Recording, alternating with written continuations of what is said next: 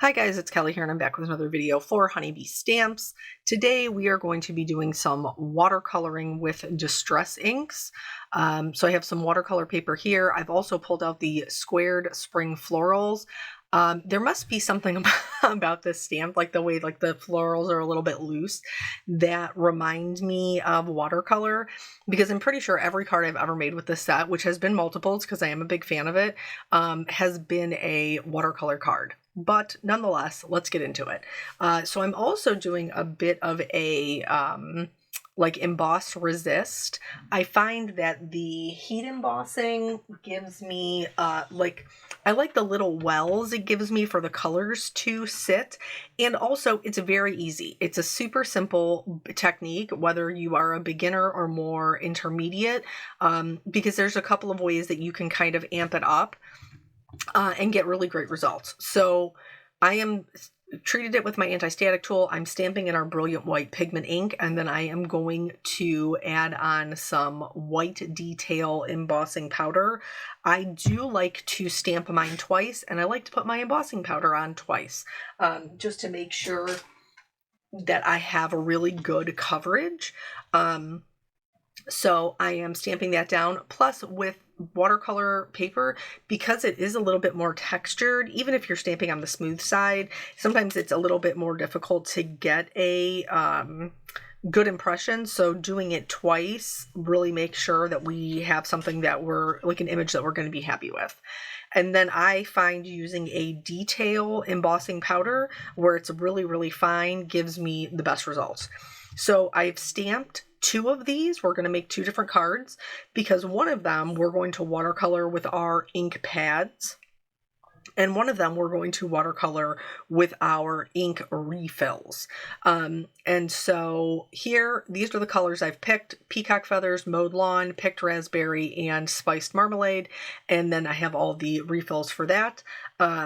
And we're going to start first with the ink pads. So full transparency, I thought that I was going to do the watercolor flowers on a watercolor background. And so that's what you see me doing over here to the left is the watercolor background. I didn't actually end up using those. I will use them in the future. I've kind of set them aside, and maybe we could do, I don't know, maybe we'll do something with them. With some other florals, because now I have them and I'm certainly not going to waste them, but I left it in just so you could kind of see how they came together. But you can see now we're sped up quite a bit. So basically, when you're taking the ink from the ink pad, like we're smushing them down into our work surface, a craft mat or a glass mat. In my case, it is a glass mat. But then we can pick the color up with our paintbrush. So I wet the entire background, and then I'm just kind of picking up the color and dropping it in using a wet paintbrush. But this is a much more subdued color. So all watercolor dries back a bit softer. And also you'll see me kind of like splattering colors. It's just because I really like a lot of color variation. And so I find that like splattering the colors gives me a really organic way to have the colors integrate. And so then I just dropped in some color. I'm going to do the same thing now over here. This one will not be sped up because this is part of the card that we actually used. And so here is the emboss resist here. I am dropping in the colors right over that embossing, and you can see the pattern of the florals start to kind of emerge. I am trying to pay a little bit of attention about dropping the ones next to each other that will work well, because this is two sets of complementary colors. So the orange and the teal, the yellow orange and the teal, and then the yellow green and the pink, they're two sets of complementary colors, which means they're going to look great together. They're all going to be beautiful. And this totally screams summer to me. We'll come back to that in a minute. But So I do want to be conscientious about not just like throwing them all just willy-nilly, because mixing complementary colors can give you brown, and I certainly don't want brown florals. Not saying that you can't use that for something. It's just not the look I was going for this particular card. So I know that I can mix the pink and the orange and the pink and the teal, the orange and the pink, and then the orange and the green even will be okay, because they have that yellow base. The teal and the green and the teal and the pink. So like there's a couple of different things I know that they can work. Now, does that mean that I never have orange next to my teal, or I never have pink next to my green? No, of course not. I don't try to mix them. So if they're next to each other, I'm not manipulating that area a bit. I'm just letting them kind of do their thing. So now, once I have everything down and I've added the amount of color that I wanted, around the florals. Now, remember, I don't need to fill the whole thing up because I'm going to die cut them out. But then I do like to go back in and add in a bit more color into the florals as well as the leaves to help them kind of stand out from the background. But this generally is going to give us a much softer look, because once they dry back, it won't be super bold color. It will be very soft, very spring-like, more on the pastel side of things, which is pretty. There isn't like this one's right and this one's wrong, or this one's better and this one's worse. These are just two different ways to use your distress inks to watercolor and get two very different looks. So I am using I think it's a number 2 round brush. These are the fine watercolor brushes from Altenew. And here it doesn't really, the other one is the just like a 1-inch flat brush. You don't have to use a certain size brush. I just find that, especially with like the leaves and things, working with a smaller size brush, it's easier to kind of like drop that in there. But there is no saying that you have to drop them exactly into the flowers, or into the flower centers or into the leaves. Like, you can do whatever you want with it. This is just the approach that I typically take. I like the flowers or the leaves to stand out from the background, so I do try to make those a bit darker, so that they stand out. That is the main difference, which you'll see here shortly as we kind of wrap this one up, between the two, because the Reinkers are more concentrated. I mean, they're meant to ink the whole ink pad. So like one drop is much more concentrated color, which allows us to get much bolder color faster. Could we get the same result using the ink pads? Maybe we could get close, but it would require us to do layer after layer after layer. So when we're looking for bolder color, which, let's be honest, with me, 9 times out of 10, I am looking for bolder color. Then the refills, the reinkers are going to be a way for me to very, very quickly get a lot of saturated color onto my paper. So here already you can see that going in, we already have the intensity. It's much, much more intense. Now, again, this is the piece part that I didn't end up using, that we'll use maybe in a future video. But you can see how much bolder, how much darker it is with a lot less work. Here I found my paper to be getting a little bit dry as I was going. So I just have a mister. I just sprayed it with some water and helped it to move around. If you find, like, you can see that pink in the bottom left, like how it's got a really hard edge. That's because my paper's dry. So I'm going to add a little bit more water and then, add a little bit more pigment to kind of break that up, do my little splatters, and then we'll move on to the florals doing the same thing. adding the water all over the surface of the watercolor paper, and then we'll be able to go in and drop in the color. The technique is the same.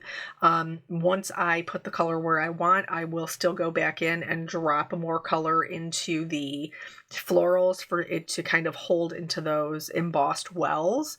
But the outcome is very different. One much softer, one much bolder. So again, it just depends on what kind of look you're going for. So with that said, I do want to mention that if you have been on the fence about whether or not you wanted to join the color theory for card makers class, the introduction to color theory for card makers starts tomorrow. I can't believe it's already here. I'm super excited. I'm super excited. So if you have been kind of on the fence, you're not too late. And then of course it will be available for purchase, forever. It'll always be available on my website for you to pick up if at a later date you would like to do it. Most of the lessons are pre-recorded. There is just a live stream that will take place this coming Saturday. That's the only part of it that's really live and interactive. Outside, of course, there's a Facebook group where we can interact with each other and ask questions and show pictures and all those things. But that will also be available for view if you decide to purchase it later as a self-paced class. So here, this is where I'm going back in, picking up that color, dropping it back in. I'm pretty much keeping it tone on tone. So wherever I put down the pink, I'm dropping the pink into those flowers. Or wherever I put down the peacock feathers, the teal, I'm doing it the same way. But you don't have to do it like that. And I've done other cards. If this is like watercoloring with distress inks is something you're interested in, and you would be interested in seeing like how you could step it up from here with different techniques, let me know. Leave me a comment, and I'd be happy to kind of revisit some of those things. I think that watercoloring with your dye inks is a great way to get more out of what you have. I happen to have a whole collection of distress inks because that's where I invested my money early on. I feel like they can do a lot of things that other inks cannot do. So that's where I chose to invest my money. But you can really do this with any dye ink. Most of them are water soluble. So they're not solvent based, they're water based. So you would be able to watercolor with them. So now here I wanted to show you, of course, that the Reinker, because it has so much color, even from one little drop, which is all we put down, you still have quite a bit. I'm not going to waste that. This is a half a sheet of watercolor cardstock. And I'm just going to spray that down, wet my paper, and then dip it in. And then however it comes out, and I'll set that to the side. So we have like a third sheet even that we can use to create more cards. So I'm sure that I will probably use that in a video. Here I have some, I think this is tranquil. Why do I say it weird when I'm trying to say teal? Why do I say that? It's Tranquil Teal from Gina K, and the other one is Passionate Pink. And so I just picked two sentiments out of the set. The happy birthday, because I always need a birthday card, and then the other one says you're so kind, because I feel like I would get probably more use out of that. I stamped them down using the same thing, the Brilliant White Pigment ink, and then the heat setting them with that white detail. I'm going to cut those out. The actual florals, you can cut out just around the floral and leave the middle, or you can cut out the middle, which honestly is great if you want to turn it into a shaker card. I think that's a really fun way to make them interactive. I am going to cut out both pieces. So I'm going to cut out the center as well as the outside, and I'm going to do them together just by taping them to themselves. And then here is the way that I originally intended the card to look. And it's not that I dislike it, I just didn't love it with the sentiments. So here you can see I'm kind of laying those out. Maybe if I had put a pink square in the middle, maybe that would have been, or a teal square, that would have been something that would be like more of what I was envisioning. But instead, I actually just nixed the backgrounds, and I did trim them down just a little bit so that the floral was right up against the edge to see if that would kind of change my mind. And again, I don't dislike them. I thought that they looked better once here because I like a lot of contrast. Yeah, I mean, that's no surprise. Once I put them together here, that's the bold with the Reinkers, I was like, yeah, that's the way I'm going. So I chose to mount them then on the teal and the pink. You don't have to die cut out the sentiments if you don't want to. I could have just stamped them down inside. The only point where that would have been a little bit of an issue is the happy birthday. When I put that card together for a different look, I flipped the florals upside down. So they're intended to cascade down from the top left to the bottom right. I flipped it so that they're working their way up the card. So from the bottom right to the top left.